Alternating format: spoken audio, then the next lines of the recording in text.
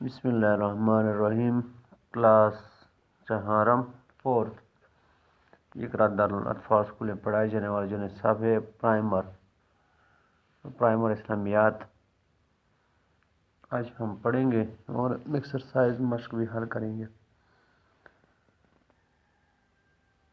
میں ہوں Muhammad Jalil Khan, NGA school and college division academy سے کے یوٹیوب چینل سے آپ کی خدمت میں حاضر ہوں۔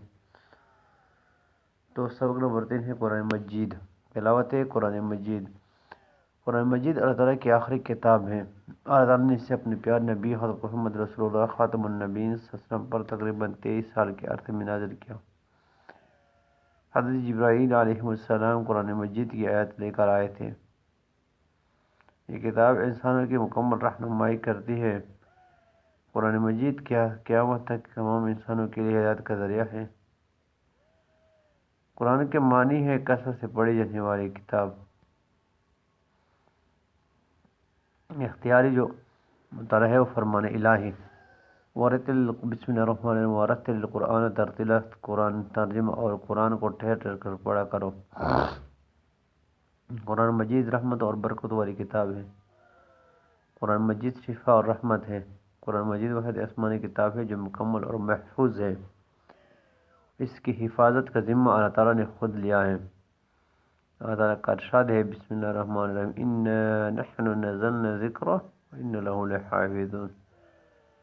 ترجمہ، بے شک یہ کتاب نصیحت ہم ہی نے اتاری ہے اور ہم ہی اس کے نگہبان ہیں۔ سورہ الحجر آیت 9۔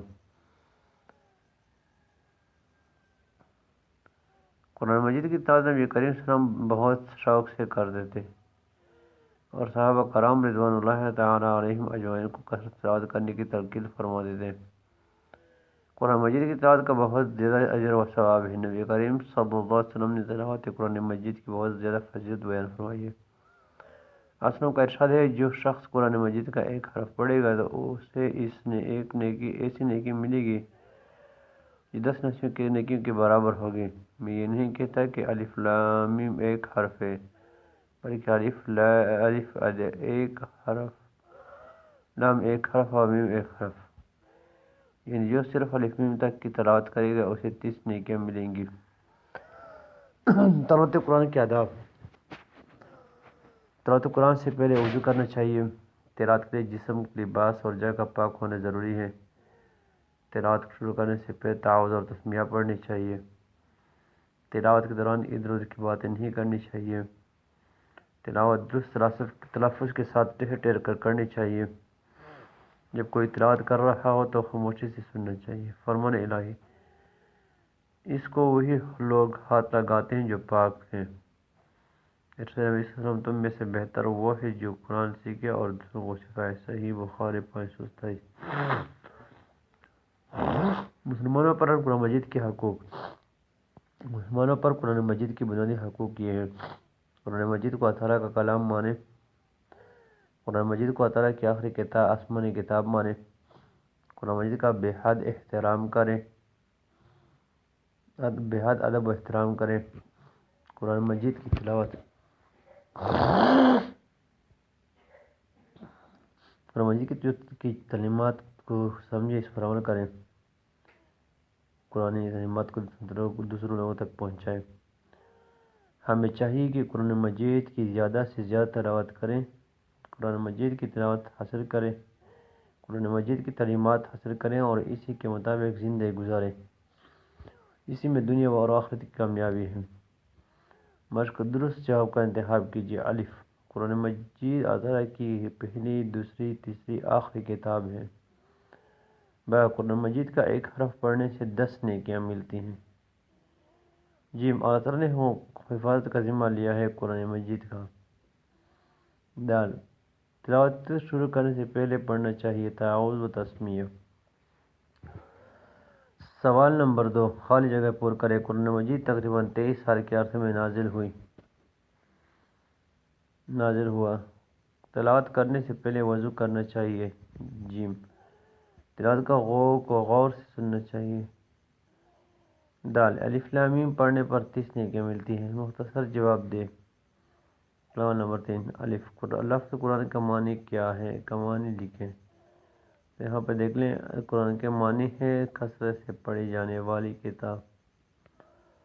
اس سوال الف کا جواب ہے قرآن مجید کی حفاظت کے بارے میں قرآن مجید کی حفاظت کے بارے میں ایک آیت کا ترجمہ لکھیں۔ تو یہ ہے بسم اللہ الرحمن الرحیم انا نحن نزلنا الذکر وانا له لحافظون کو ترجمہ، بے شک یہ کتاب نصیحت ہم نے ہی اتاری ہے اور ہم اس کے نگہبان ہیں۔ جی تلاوت قرآن مجید کے بارے میں ایک آیت کا ترجمہ لکھیں۔